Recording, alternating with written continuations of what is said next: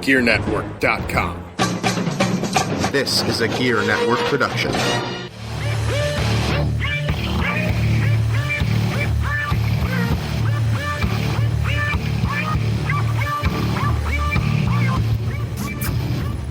Ladies and gentlemen, boys and girls, children of all shapes and sizes, today is a special treat. Live on the road, the TTRP, baby, coming to you. My name is Mr. Gabriel Soul. And of course, always welcome by Pat G. The G stands for gangster. Pat G, tell them what it is. Yes, we are on the road in a special edition of the TTRP, the Turnbuckle Talk Radio podcast, coming back from the Chautauqua County Fair at Maximum Force Wrestling. Yes, indeed. But before we get into the results of Maximum Force Wrestling and let you know exactly what happened, let me introduce to you one of my favorites. Favorite young guy in the business. You know, he's been blazing trails right now. He's trying to come up, and he's actually on the podcast with us, Mr. Xavier Jones, the Mad Dogg. Mad Dogg, what's good, man? What's going on? Thanks for having me. Not a problem, man. Not a problem. Like I said, you know what I'm saying. You, my friend, are definitely making headway. You know what I'm saying. You're a young rookie in the business, and you're turning heads right now. You know, I mean, it's a good thing. So, you know, but tell me a little bit about yourself before we get into the the results of all our shows and what's going on with the TTRP. Oh man, well, where do I start? I've been playing football for most of my life. I finally got an opportunity, say about a year and a half ago, to start training. Started wrestling early this year. Since about March, wrestled in Canada, wrestled in Buffalo. Had my recent show tonight, made my debut at MFW. Okay. So, what made you get into wrestling? Something I always wanted to. It's something I always, something I always dreamed of doing. Just never had the opportunity or the sources to get there. Okay. Cool. Well, like I said, thank you for joining us on the show. You'll be with us the whole entire day, which is pretty cool. Not day, but ride, I guess, since we're driving. I'm actually driving right now in the car doing a TTRP podcast, baby. So, ladies and gentlemen, you know what this is. Let's get into the results of the show. And we're actually leaving a show I just wrestled. Yes, I did. You did. As did Xavier Jones. As did Xavier Jones. But let's get into the first match. Let's start from the beginning. It's always best to start from the beginning. So, go ahead. First match was for the MFW Cruiserweight Championship. Okay. Between Jay Flyer, the champion, and Mikey Everynight, a member of the newly formed party. The Party. Yes. Shadowcat making his return after 3 years. And was he the general manager? I believe so. Serving as general manager for the night. Made the announcement as all MFW titles will be defended. Okay. The first one being the Cruiserweight Championship. Very high-paced match, back-and-forth action. Something you'd expect in a Cruiserweight match. Right. Now, Pat, you watched the whole show, right? You were in the crowd. Did. I was in the crowd. Okay, cool. All right. Well, Mikey Everynight was joined by his compatriots of the party, Dave Towers, Chris West, and Davey Delight.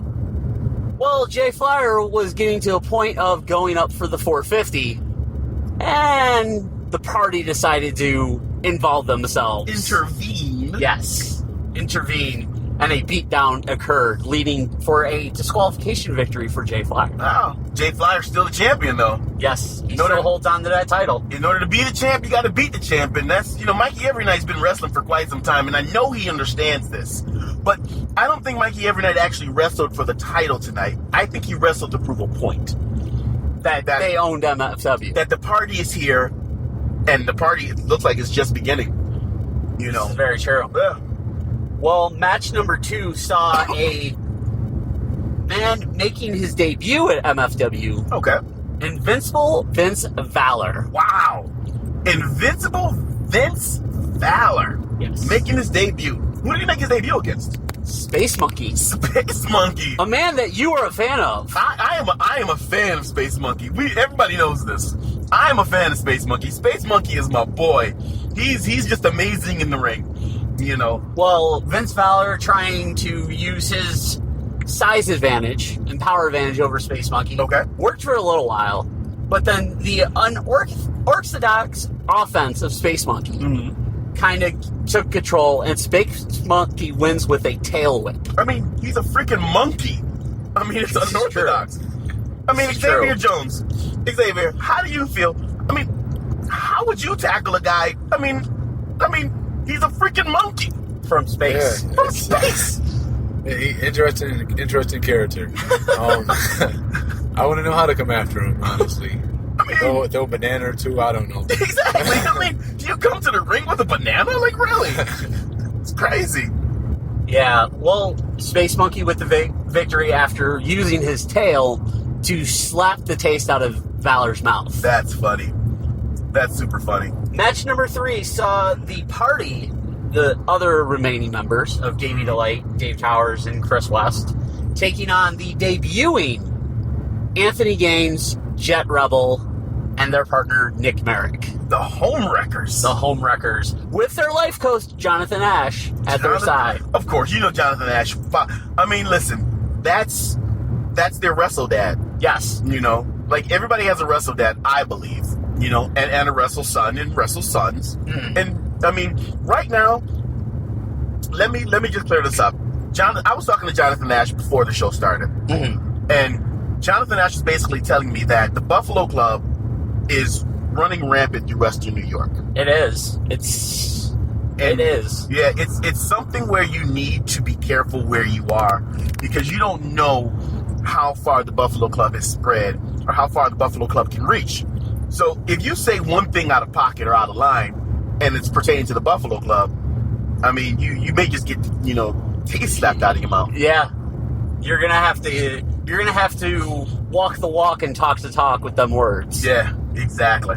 Well, it seemed like Jonathan Ash had a plan for this match. Anthony Gaines started off, made a tag to Jet Rebel. Jet Rebel going back and forth with Davey Delight and Dave Towers.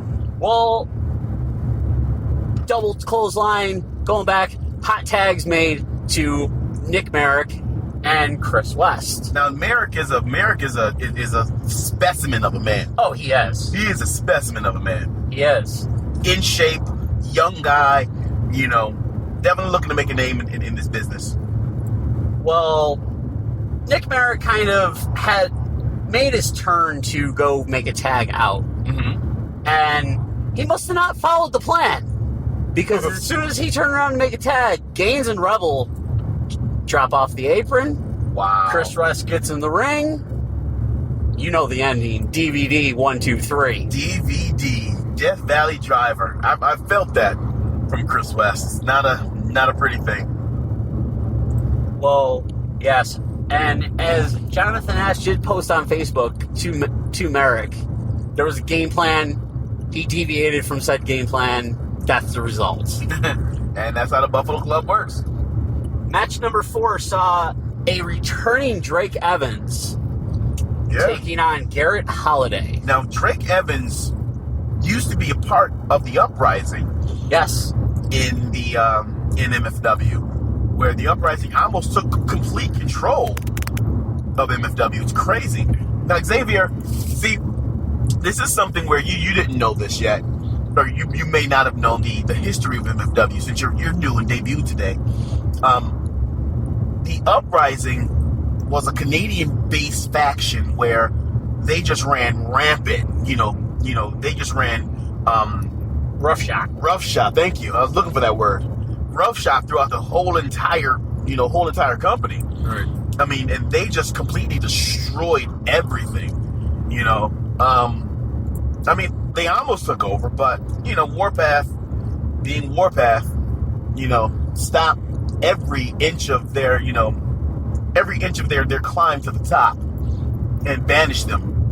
Which Warpath does. He takes control and banishes people. You know. Yeah, I know. Yeah. He does banish people. If he doesn't like you, he banishes you. Oh, wow. Was that a shot? I think that was a shot. I think that might have been. Bang. I didn't even mean to shoot like that, though. But you shot, though. Yeah, you kind of shot. You know what? What do I care? Stop. No. We're going to play good. Play nice. Yeah. Play nice. All right. But Well, yeah, I know what I'm doing in editing. but yeah. So Drake Evans making his return against a debuting Garrett Holiday. Yes. Now Garrett Holiday is from the Albany area. I have watched Garrett Holiday wrestle. I've watched him in another company, In Your Face Wrestling. Yes. Good young upstart. You know what I'm saying? Nice look. Crowd did enjoy him. Crowd did enjoy him. They did. You know, so I mean, he definitely was doing his thing. But once again, as you've pointed out many times, that experience factor, That veteran skill. that veteran skill, Garrett Holiday was going to look for the finish and overstepped his bounds just enough. And Drake Evans caught him in that vertebreaker pile driver. 1, 2, 3. Yep. And that was it.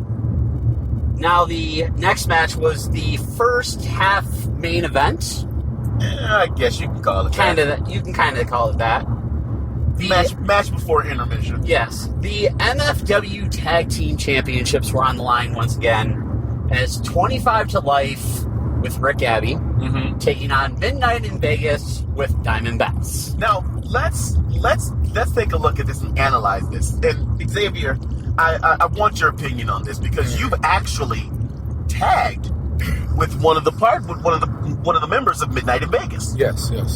So with Midnight in Vegas being tag team champions at MFW, 25 to Life, I've seen them wrestle several times over and over again. I've wrestled both members of 25 to Life in singles competition.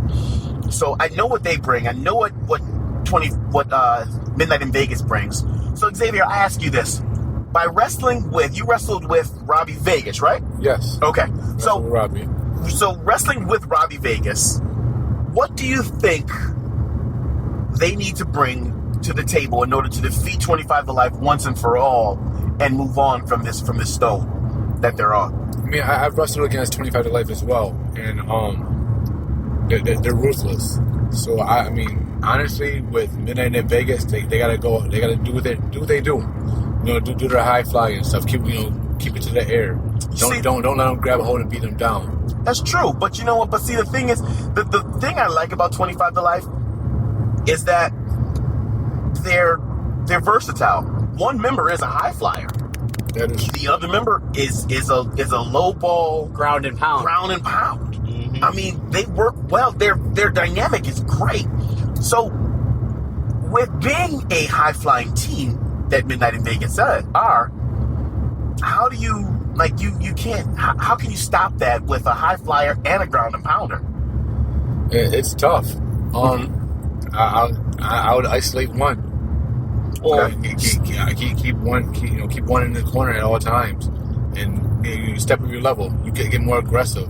Well, that's exactly what 25 to Life was doing for a majority of the match with Robbie Vegas. Right. They tags in and out. They kept Robbie away from Marcus Midnight majority of the match, and then just that one mistake opened up the door for Robbie Vegas. Made the tag to Marcus Midnight. Midnight in Vegas runs wild. Suicide dive out. Rick Abbey tried to get involved. They got to hit that switch. They didn't get it. That you have to hit. But and you got to get in that mindset where it's all or nothing. It's either you or them. And when you hit that switch, it's like boxing and so forth and so on. You got to have that mindset. It's not just an opponent. It's an enemy. It's a victim. Yeah. And once you get that switch in your head, no matter what you do, you should be able to compete with anybody. Now, one point in time during the match, I thought that Elmo actually hit that switch that you're talking about. Elmo hit this DDT on Marcus Midnight that was so devastating that I swear I thought it was over. I thought Midnight in Vegas lost the titles. I did too. As they win for the pin, 1, 2, Marcus Midnight just extended his foot out enough to get to the ropes. It's that ring awareness. Ring awareness, exactly. Ring awareness is key. And I honestly swear, I thought it was over. He just got by with it. So, I mean, from there, that's when Midnight in Vegas, you know, they hit the speed button. And they hulked up, so to speak. Hulked up and hit the speed button and hit that super kick back. That pop-up super kick. Yeah, that pop-up super kick for the 1, 2, 3 to retain the tag team titles. Yep. Then we go into intermission. Yes. Not even. It was a... They got ambushed. Yeah. Yeah, they got ambushed. Yes. I forgot about by that. Rick Sorry Abbey, about that. 25 to life. They got ambushed by 25 to life, and then the party. After, yeah. Yeah, came. the party doing 2 ambushes, trying to ambush Merrick, and a returning Wait for it. Primal Warpath. Wait. No? I just said wait for it. Pat G, why do you always do that? Why do you always build a spot, Pat G? Because that's what I do. I think, you know what? That's your gimmick. Blowing That's spots. your new gimmick. Blowing spots, Pat G. Whatever. That's what the fuck you do. You blow spots. And I can edit that whole part. Don't edit anything. It's too late. We've already talked about it. You blow spots, Pat G. That's what you do. Mm-hmm. So, as the party, earlier this week, they put out a video where they went to Parts Unknown. I don't know how they knew where Parts Unknown was. They own everything. That's what they say. You know what? I think Parts Unknown is in Pokemon Go. They use Pokemon Go to find Parts Unknown. They use Pokemon Go. I like that. Pat G, you have redeemed yourself. Only for a quick second, though. So they use Pokemon Go to find Parts Unknown, where Warpath is. Primal Warpath in the dojo, in the Warpath dojo, the Primal dojo. I don't know what he calls it. I think it's the Warrior dojo, something like that. Something like that. Where he is training. The party enters into his home, trespassing, breaking and entering into his home, hits him with a weight, hits him across the back with a steel bar, chokes him out, leaves him for dead in the middle of his dojo. Mm-hmm. This is where his wife comes in, sees all of this, opens up a door with child in hand. Opens up a door and shows an interesting outfit. So nobody knew what was going on. Yeah. But fast forward to tonight, Yes. where the party comes out after Midnight in Vegas gets dismantled by 25 to Life and their manager, Rick Abbey. Rick Abbey. They leave, and then They start just trying to pick up the destroy what was left of 25. the party comes Midnight out. in Vegas. The party comes out, and as in the show, Martin picked up the pieces. I had to say that because it actually came on today. The episode came on today. I was in the barbershop, and it came on today. Super funny. Tracy Morgan, check it out. He had a kazoo taped to a saxophone. Awesome episode. Anyway, as they're beating up Midnight in Vegas, you hear this music hit, and you just know something's gonna happen. And out comes Primal Warpath in this outfit of sheer destruction, it looks like. You know? Very, very hockey-esque.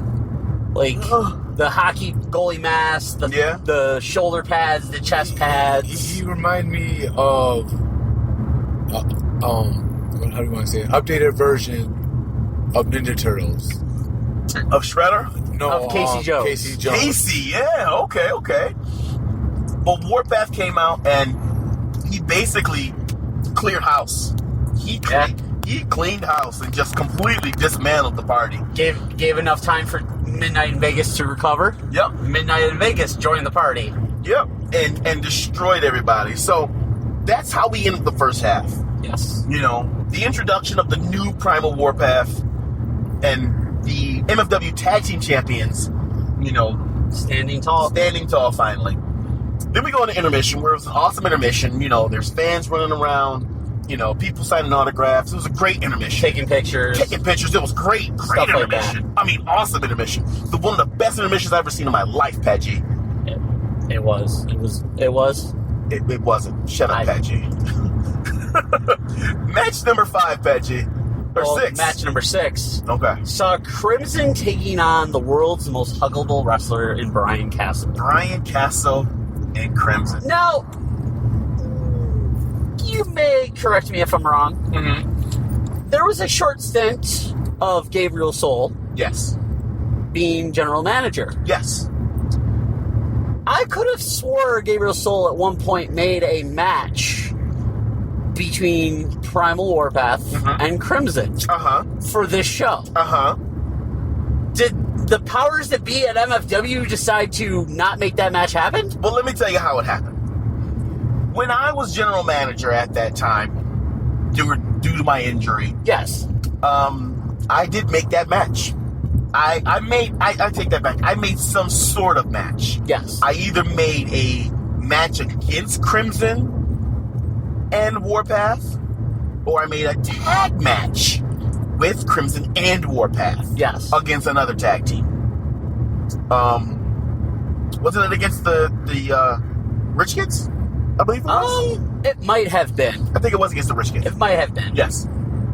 So with that being said, as soon as I came to the MFW committee and said, hey, I'm healed. I don't need to be MFW general manager anymore. Okay. I guess they took everything that I did, the hard work that I put in, and they just scrubbed it away.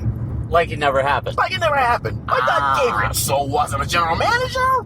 He's always been a wrestler. Oh, okay. So that's what happened. But yeah. So I mean, that's what happened at this moment in time. Okay. And we saw Crimson and Brian Castle tonight. Yes. And back and forth, Crimson using his speed to avoid the size of Brian Castle. Brian Castle made a mistake. Crimson capitalized for the victory. Yeah, see? And that's how it happens. Now, match number 7. Saw the Rich Kids taking on the hometown hero Rico Cruz? of Rico Cruz. And who else? And the Mad Dog, Xavier Jones. Mad Dog Xavier Jones. Sir, we are to your match. Yes, we are. We're going to let you, This is your spotlight. This is your spotlight right here on the TTRP. Oh, man. It was amazing. The crowd was amazing. Great people. My partner, I can't say anything but good things about him. He great in the ring, great supporter, great wrestler. Rich Kids, they're the Rich Kids. Yeah. Let me give you a history lesson right now. Rico Cruz actually tagged with Gabriel Soul before. Yeah. Wow, we got a 6 degrees of separation going on 6 right degrees now. of separation. I mean, it's amazing right now because we can, Rico Cruz has tagged with a lot of people. I think Rico Cruz is the Kevin Bacon in wrestling. You can date back everything to Rico Cruz somehow. Yeah. Rico Cruz has been in OSPW. He's been in MFW. He used to travel. I mean, Rico Cruz has been in the business for quite some time. So, so tell me how it was about wrestling the Rich Kids. Now, the Rich Kids they've been around for some time with a new tag team of Rico Cruz and Mad Dog Xavier Jones going against an experienced Rich Kids who have been tagging and who know their partners, who know their partners together. How do you go into a match like that, Xavier? Trust. A lot of trust in your partner. You train hard. You go to the gym yourself. You train every day. Train every chance you get. And when you get in that ring, you just make it happen. You know what you can do. You talk to your partner. You know what he can do, and you make the best of it. Okay, but now you said trust. Yes. Now this is the thing. This is your debut match, first match in MFW. Yes. How do you trust Rico Cruz? And today was your first day meeting him. When you got there, you walked in. MFW committee came up to you and said, "Hey, Xavier Jones, we know who you are. We spoke to your trainers. We know this. We know that. We're going to put you in a tag match. We're going to give you one of our veteran guys, Rico Cruz." It's you gotta trust. I mean, whether you want to or not. If you don't, if you go in without any trust, everything's going to fall apart. Unlike today, where I did trust my partner and we came on top. Okay. You gotta have that trust. I mean, I feel like MFW knew who I was. They see what I can do, and I felt like they picked a good guy for me to team with. Okay. So, one more question. Yes. Did you or did you not hit the jackhammer tonight? I did not. Did not hit the jackhammer? I did not hit it. No? I did hit my... the 2 suplexes in my German. He hit his version of the Three Amigos. My version of the Three Amigos. Yeah. You know what my version of the Three Amigos is called? Yes. The Three Negroes. Yes. I think we can go with that. The Three Negroes. That's my version. All right. So, with that being said, Rico Cruz and Xavier Jones, the debuting Xavier Jones, came out on top. Yes, they did. They came out with the win. Yes, they did. The next match was for the vacated MFW North American title. The current champion, who was Seth Allen? Yes. Yes. Unable to make the show, and of course, you know the rules of the championships. You have to defend within 30 days or within the next time the next show is. This is true. And with that, unfortunately, and with all titles being defended, unfortunately, he was not able to make it. The title had to be defended, and it was vacated. yes. For the 2 men that fought over the title were Salvatore Morocco and Tanner Reynolds. Tanner Reynolds, Mr. America himself. Yes. Coming out with the red, white, and blue and picking up the victory. Winning the Tanner Reynolds. Tanner Reynolds? Picking up the victory. New North American champion? New North American champion. That makes sense. It does. Because he's Mr. America. Yes. The championship is the North American Championship. Yeah. America and America. America plus America equals America. Equals America. That makes sense. It does. Awesome. And then the main event of the evening. Wow. The MFW Heavyweight Championship. A triple threat match featuring the champion, Bruiser Smith. Yes. Defending his title against Bulldozer. Yes. And a returning Mr. Gabriel Soul. I had to introduce myself. I'm sorry. It's okay. I was going to let you introduce yourself. A title that you never lost. I did not lose it. You had to relinquish it due to your injury. Due to injury, which we had a tournament to crown the next champion. Yes. Which became Bruiser Schmidt. Yes, that Bruiser Smith won. Yes. Well, this is... Talk. You want to talk about your match? Oh, you want me to talk about my match? Because go for it. Because this is all about you. Well, listen. This match was very near and dear to my heart. And the reason being is because, like you said, I didn't lose that title. When I became MFW champion, it was one of the high points of my career. I'm trying to think. Was that my very first heavyweight championship? I believe it was. Very first heavyweight championship in my career. Yeah. So at that moment in time, to be on top in a company is amazing. So when I had to relinquish my title because I had surgery, it literally broke my heart. So when I was ready to come back, when I was able to come back and able to wrestle, which indeed, take note that I came back in 2 months. This is true. This is true. 2 months. I came back wrestling, and now I'm back 3 months in, because from April to now I wrestled for MFW to get my championship. Yes. And now I'm able to make a mark and get my title back. Yes. Against a huge, massive man, Bulldozer. Yes. And Bruiser Schmidt, the current champion, taking nothing away from these two men. But what I had to do is I had to step my game up. And Bruiser Schmidt knew that, and he literally tried to take my damn leg out. He did. He literally tried to destroy and dismantle my leg. He ripped your brace and wrap off and bind it. I almost tapped out. The pure pain, the pure screaming of pain on your face. Yeah. I was worried for a minute. A lot of people were worried. In all seriousness. One of them. Yes. I thought for sure it was over all over again. But I almost tapped out, and as I got ready to tap out, Bruiser Schmidt I'm sorry, not Bruiser Schmidt, Bulldozer, jumped in the ring and stopped my hand from tapping. Yes. I got ready to tap out. I was done. Yeah, I did see that. You had your hand up, and then Bulldozer just slid at the ring last minute and grabbed your wrist. Yeah, and he stopped me from tapping, which gave me enough energy and leverage to kick the hell out of Bruiser Schmidt to get off of me. Which you did. From there,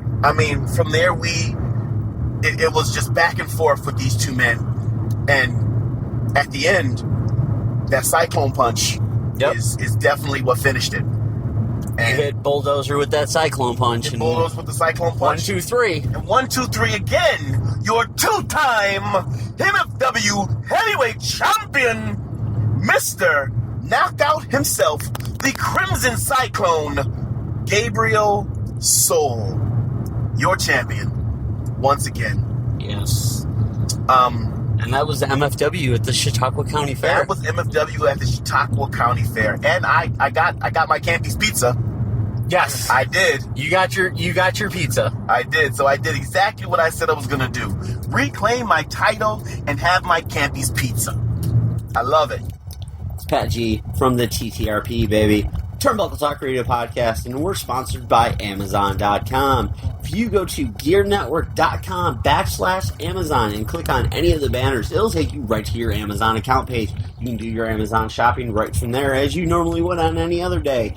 The only difference is since you went through the Gear Network link, Amazon kicks back the network a small percentage to help us with our production costs with no extra cost to you, so we can keep bringing you the great stuff that we have here on the TTRP Turnbuckle Talk Radio Podcast, among the other great shows that the Gear Network has to offer, like Better Live Than Dead, JC's Talking Wrestling, Get Ready America, Misguided Musings, and much more. So hit up the link, GearNetwork.com/Amazon, and do all your Amazon shopping. And while you shop, you're helping us every week bring you this great contest by kicking back a percentage.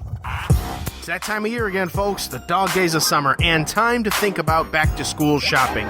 Now save your time, save your money, and save your patience instead of going to Walmart and waiting in one line that's open out of 26 with 7,000 people in line ahead of you. Go to GearNetwork.com/Amazon and click on the back-to-school banner, and it will take you right to your account, and you can shop right there. And what's new this year, if you go there and you enter in your zip code, it's going to bring up the list of schools near your area. You can choose one and the grade that you're shopping for, and it's going to bring up the school list for that grade for that school, so you can cross-reference your school supply needs based on the list that was provided to Amazon. Sweet feature this year, saves you a lot of time.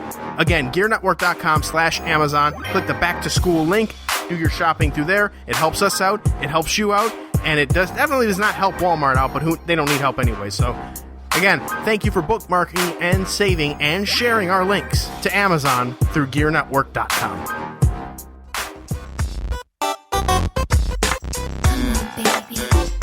Ooh, yeah, it's the Macho Man here. Yeah, talking to you, from, beyond the realm of spectrum. Yeah, all the other greats are, Dusty Rhodes is over there, Roddy Piper right over there.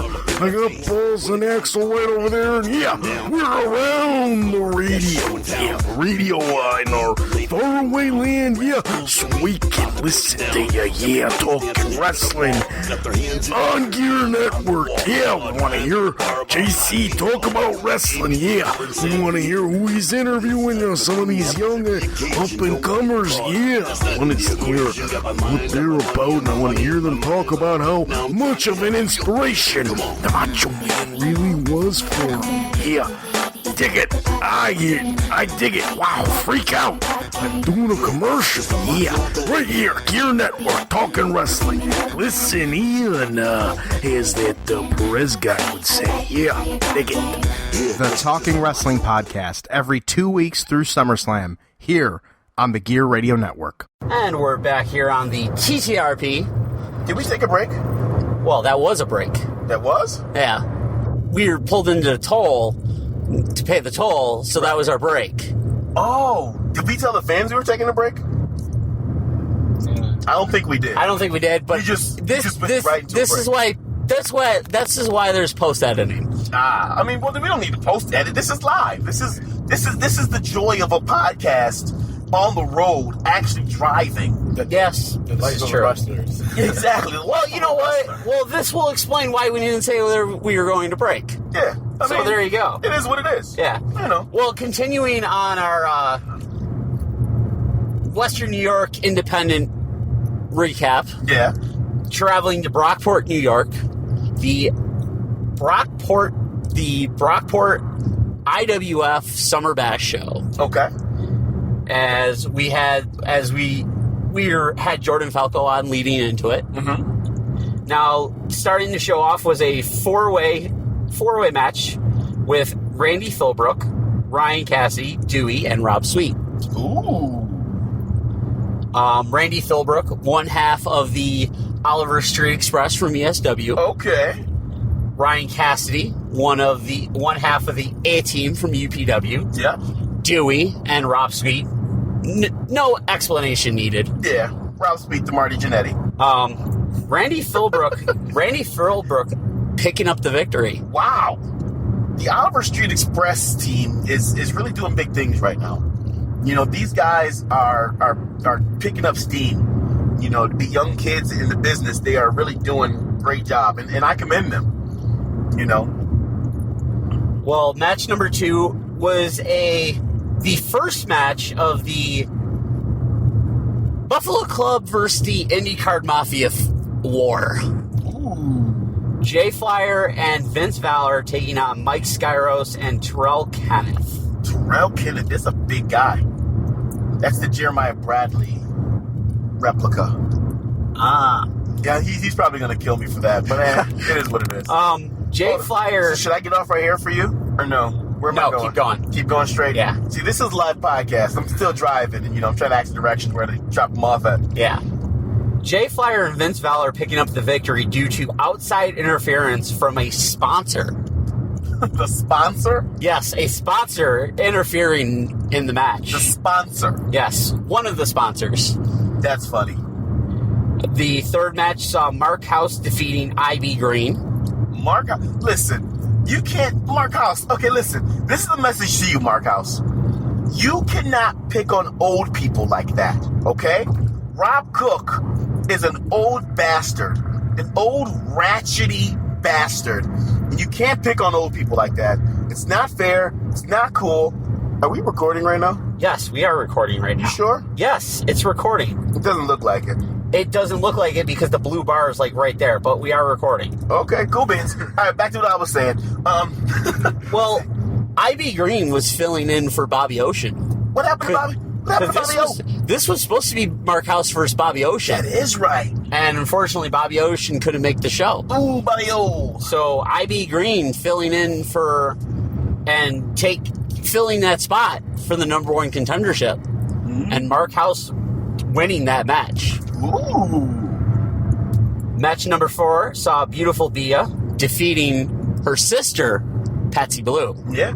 And Falco and Rex did throw fisticuffs. Of course they did. We talked about that. But the newlywed Yes. Beautiful Bia. Yes. She's married now. She's married. She's off the market, guys. She's not married to me, though. But she's off the market. The next match saw Ron Falco defeating Big Cat Lemmer in a street fight. Ooh. Ron Falco loves his street fights. He does. This is not the first street fight he's been in. He loves street fights. Well, the next match saw a singles match between Hellcat and Chris Caden turn into a tag match between Defiance, Chris Caden, and Maximo Suave against the Rock City Wrecking Crew of Hellcat and Matic. Oh, those bastards. I hate Hellcat and Matic. I hate them. And we'll talk about that later on in the show of why I hate them. Yes. But Hellcat's chops hurt. I'm sure they do. Yeah. Well, that match ended in a no contest. Yeah. As the two teams will face in a tag team match. Yeah. At the next IWF. And my girlfriend... Tag team cage match. And my girlfriend hates Hellcat, too. Because when I went home that night, I took my shirt off, and my girl was like, oh my gosh, he chopped your chest. It looks all bruised. I hate him. Like, it's wrestling. Yes. But I hate Hellcat.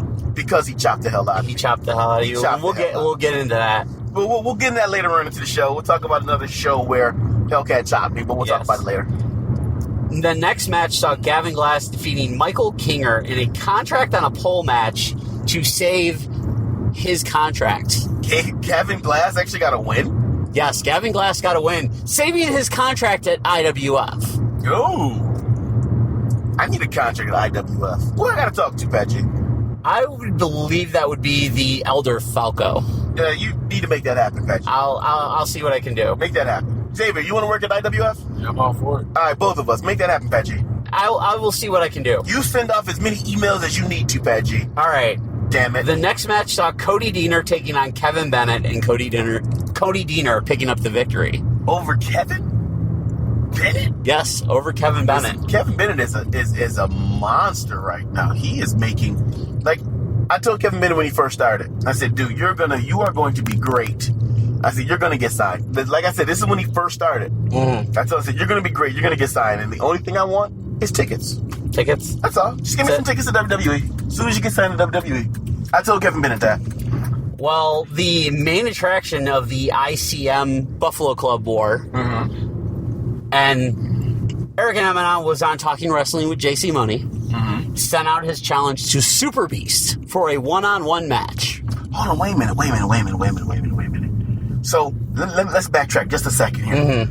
So, the Buffalo Club of Vince Valor and Jay Flyer Yes. and Anthony Gang. ICM Yes. was who again? Well, the ICM has kind of association with Mike Skyros and Terrell Kenneth. Association? Yes. They're associated with the ICM. Okay. So it's just an association? Yes. It's just an association because Kenneth and Skyros came to Eric Emanon's defense when the Buffalo Club decided to attack Eric Emanon. So they're not actually in the ICM? They're not in the... It's an association. Okay. Well, the main attraction... Eric Emanon was on Talking Wrestling with JC Money on the Gear Network. Gear Network? Challenged Super Beast for a one-on-one match. Well, this one-on-one match did happen, but it turned into a 3-on-2 handicap match. That's crazy. As the ICM of Eric Emanon and Thomas Brewington defeated the Homewreckers and Super Beast for the Homewreckers' first ever loss at IWF. Ooh. Now, does that actually constitute as a loss? Because it wasn't really a tag match. Well, the results that I was given said for their first ever loss. So True. It's a loss. I would say it's the first ever loss for the Buffalo Club. I think it's a Buffalo Club loss. And not the Homewreckers loss. It's not a Homewreckers loss. Because it was a 3-on-2 handicap match. Exactly. So it's not an official tag match where the Homewreckers lost. Yes. I'm going to go with the Homewreckers didn't lose. I'm going to go with the Buffalo Club lost. The Buffalo Club lost. Buffalo but the Homewreckers of Homewreckers Anthony are Gaines still- and Jet Rebel are still Homewreckers are undefeated, still undefeated. in IWF. Yes, Homewreckers is still undefeated. And I think I'm going to send an email to Ron Falco or whoever the promoter is. I don't know. And say, hey, they didn't lose. They didn't lose. And oh my gosh, why is my back tightening up right now? Gosh, how many falls? How many times did I get beat up tonight? Quite a few. Oh gosh. You almost had your knee ripped apart. So Oh yeah, but why is my back? I don't know. Oh, I have no idea. I need a small little Asian woman to step on my back. Will you watch it with your comments before you get in trouble again? That is right. I don't think she listens anymore. Well, You never. just in case. I know, right? Never. I know, right? Watch your comments. Me and you could talk all day about women. Oi. She actually listens to the show. And hi honey. Hi baby. She does listen, and you got in trouble one time before. So, yeah, she does listen. She has listened. Hi honey. Yes, we're talking about you. And in the main event, the IWF Heavyweight Championship, Sean Carr defending against Mark House. Sean Carr retains. Ooh. Sean Carr's my boy. Everybody knows I'm a fan of Sean Carr. Huge fan of Sean Carr. So That's the IWF show. Yes. I mean, Their next show is August 24th, I believe. Yeah, I believe. Yeah, no, August 26th. Yeah, August 26th. And it is the IWF Battle Bowl, I believe, I was told. Battle Bowl. Yes. What's the stipulations for the Battle Bowl? I don't know yet. I'm going to have to get in touch with IWF management. I think we may just need to do a live show. Actually, speaking of that, Yeah. that's a perfect segue because we're going to be doing a live show. We are? Yes, at IWF. I talked to the younger half of the Falcos, Okay. Jordan, and me and him talking. I asked him when the next show was, and he invited us out to do a live stream podcast, and would give us a table right next to the Titantron. Oh, why am I just now hearing this for the first time? Well, it was something I was going to talk to you about off podcast, but since you kind of said the thing, I was like, yeah, it's perfect segue. I couldn't hold it back. Okay, I guess. So, Okay. but yeah. Cool. All right. Well, speaking of big announcements, Yes. we have another one We do? for next week. We do? Yes. What's that? Next week, we will have the sit-down interview with WWE Legend Hall of Famer Terry Funk. Yo, listen. Are we really gonna give them Terry Funk next week? Yes, we're going to give them Terry Funk next week. Awesome. Terry Mother Funk. Yep. Wow. Terry Funk next week. WWE Hall of Fame legend.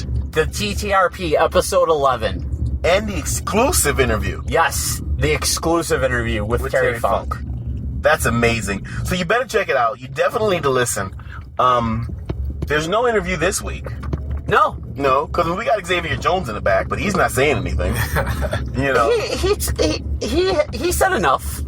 But he still needs to be talking. Yeah, I mean, you know. this is true.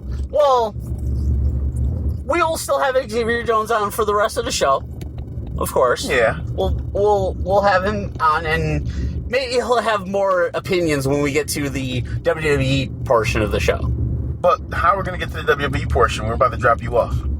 Listen, that this is is the a good joys of podcasting. I mean, we could record later, but the fans won't know that we recorded later.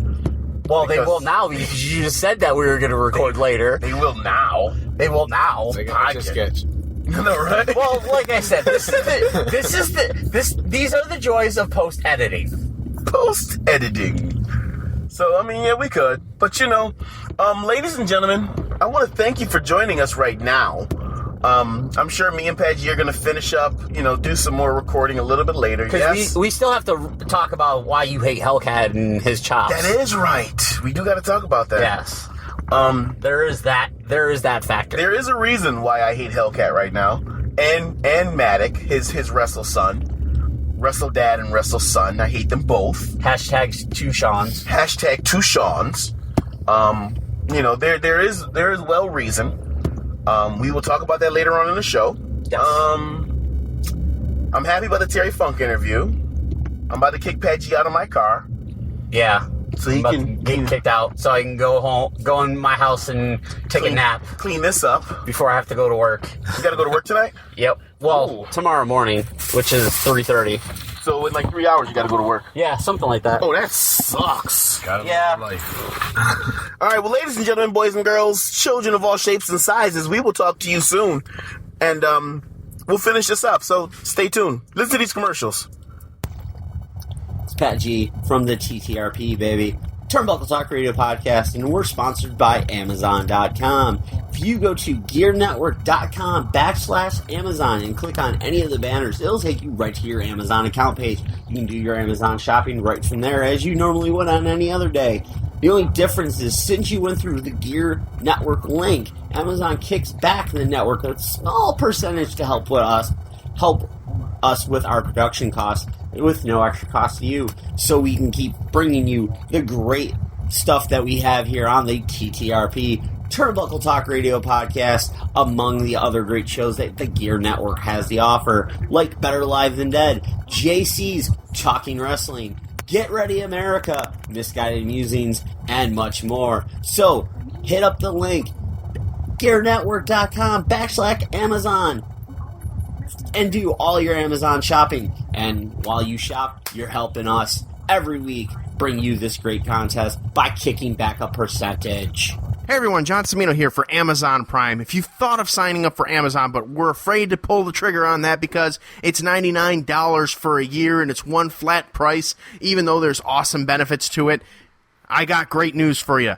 Amazon has now given you a variety of options to try Prime. First of all, you can either try Amazon Prime Video for $8.99 a month, which is cheaper than Netflix, and it also gives you unlimited movies and TV shows, including HD, Ultra HD, and HDR when available at no additional charge. You can try Amazon Prime Monthly for $10.99 a month, which is equivalent to Netflix, but in addition, you'll get free 2-day shipping, unlimited movies, TV, and music streaming, access to over 1 million ebooks, free unlimited photo storage, and free same-day delivery in eligible areas. Perhaps those drones? Maybe, maybe not. Not sure. Or if you're old school like me, you pay $99 a year annually, and you get all the benefits of Prime Monthly. Plus, you can save 25% with prepayment discount added. It's an added feature for you yearly folks. Don't think they forgot about you. You can go ahead to gearnetwork.com. That's GERE network.com. Click on our Amazon banner, our Amazon Prime banner, and we can hook you up with a free 30-day trial through us. This podcast does receive a special bonus if you sign up for Prime using us, and that's even if you don't keep it, but we think you will, because it's awesome, and if you shop Amazon frequently like I do, that free 2-day shipping is a lifesaver. As always, thank you for bookmarking and sharing our link at gearnetwork.com. Welcome to another edition of the TTRP, the Turnbuckle Talk Radio podcast, a special edition as I'm on the road. Pat G here. The G does stand for gangster. Missing in action, Gabriel Soul. He's taking the weekend off back in Buffalo. Spending time in Buffalo with the kids. But I'm here with a special interview as I am on the road with one half of the Indy Card Mafia, Mr. Eric Emanon. Hello. As we are on the road to New Jersey.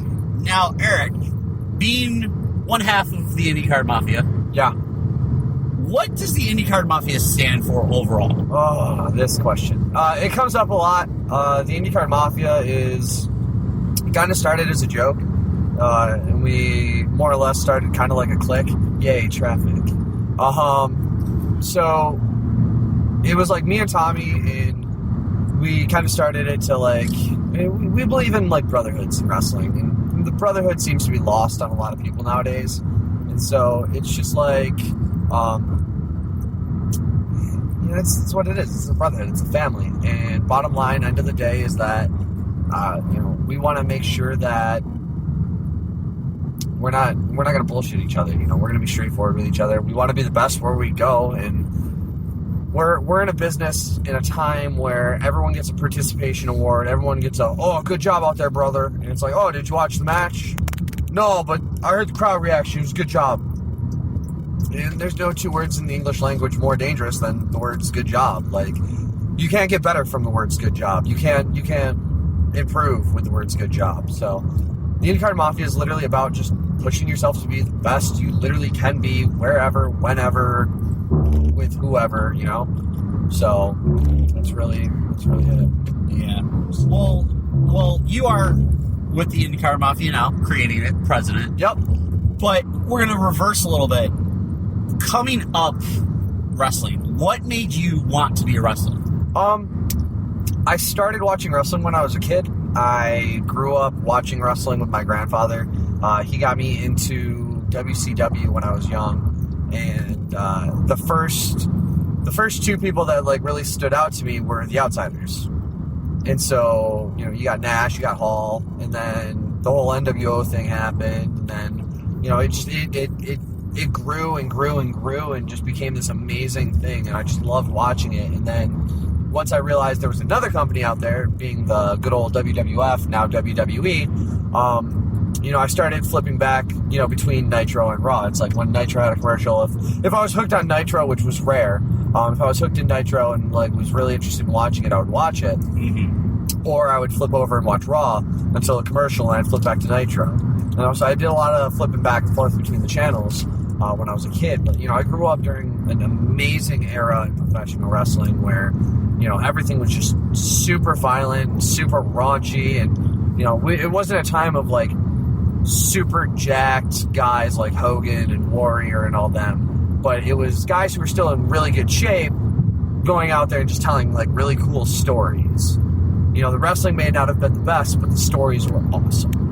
Sometimes the stories were garbage, and that's what's made them, it's what made them awesome. So, Of course. But yeah, that's essentially what got me hooked in wrestling. And then, like any kid, I went and wrestled with my friends, and, we made our own little, fake wrestling titles. Yeah. And, we wanted to do it, and then I found a wrestling school with, Tiger Smith and the Den Pro Wrestling Academy out in Rochester, and started training there, and just came up in the business, debuted in 2008, and literally it's been just a ridiculously crazy, wild trip the entire time, Well, of course you started off as a singles guy.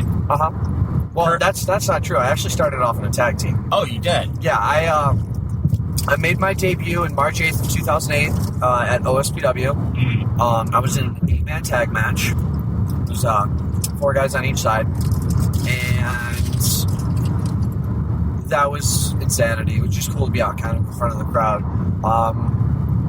Shortly after that, I want to say maybe 2 months went by. It was right after Tripp blew out his knee. Okay. Me and Brian started tagging, and I acquired the tag team championships. Okay. And Next Era Wrestling and Old School Professional Wrestling, Rochester and Buffalo, in their own respective areas. So, yes. I actually came up as a tag team guy. And then after me and Brian split, that's when I started really going after singles work and doing a lot of singles work. So, Yeah.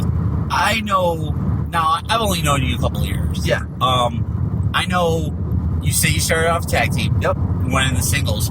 Now, I know you were one of the smaller guys. Yep. Now, with your size, was that a view from some people as a weakness? Absolutely. And I made those people eat their words when I went out there and I worked my ass off because I put myself in a situation where, with my stature at the time, I was probably 160 pounds, 170 pounds, maybe at most. And I was just really skinny. I was really lanky.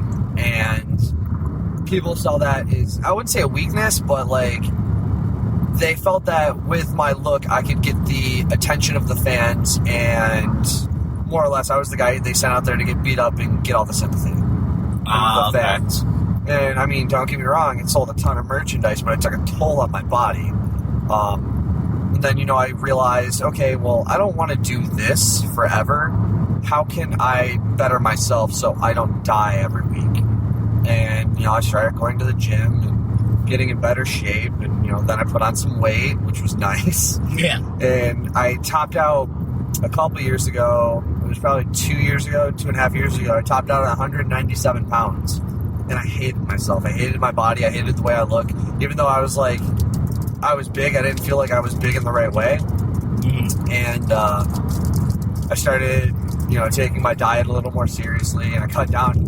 Believe it or not, I'm actually down again in weight, but I'm the biggest I've been.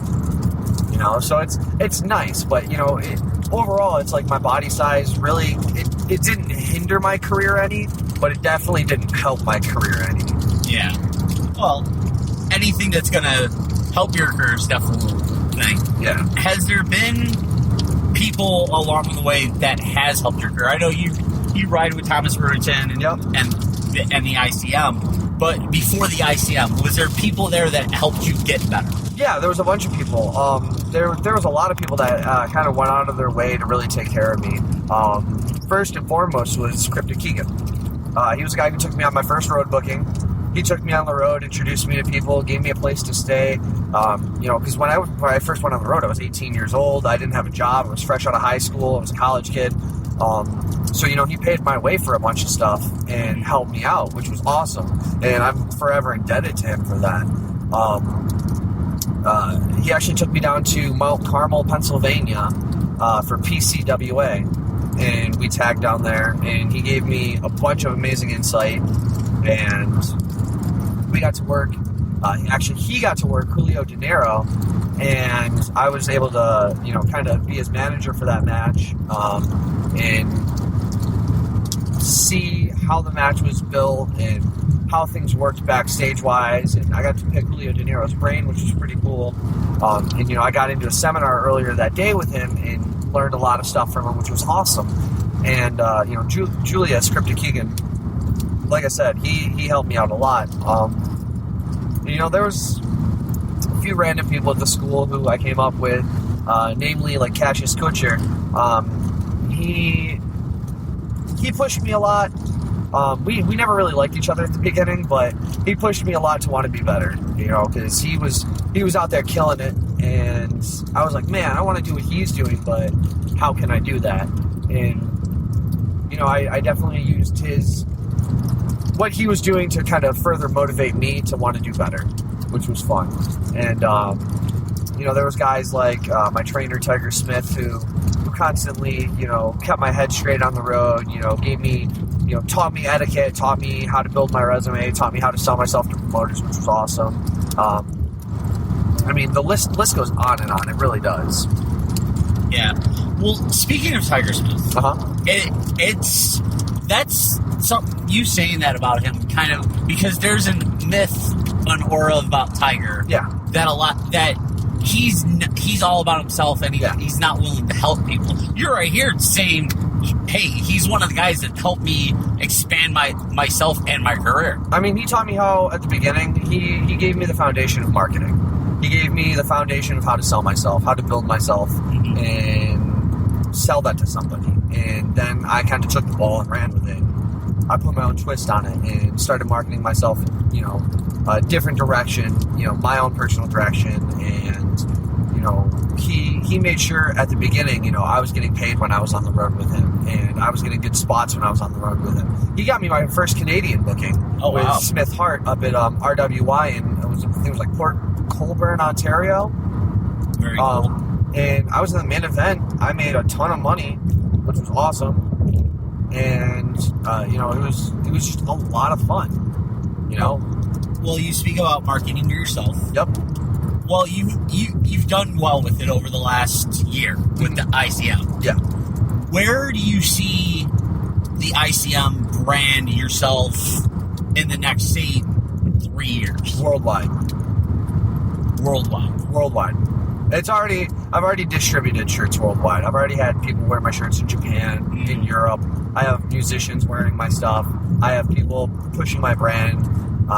We just opened our Pro Wrestling Tees stores. We're going to be distributing a ton of really cool exclusives through ProWrestlingTees.com. So there's a lot of really cool stuff that we're going to be doing. And on top of that, being able to design for other people helps build the Indy Card Mafia brand as well, because then, people are like, well, who does that? Oh, Eric Emanon at Indy Card Media.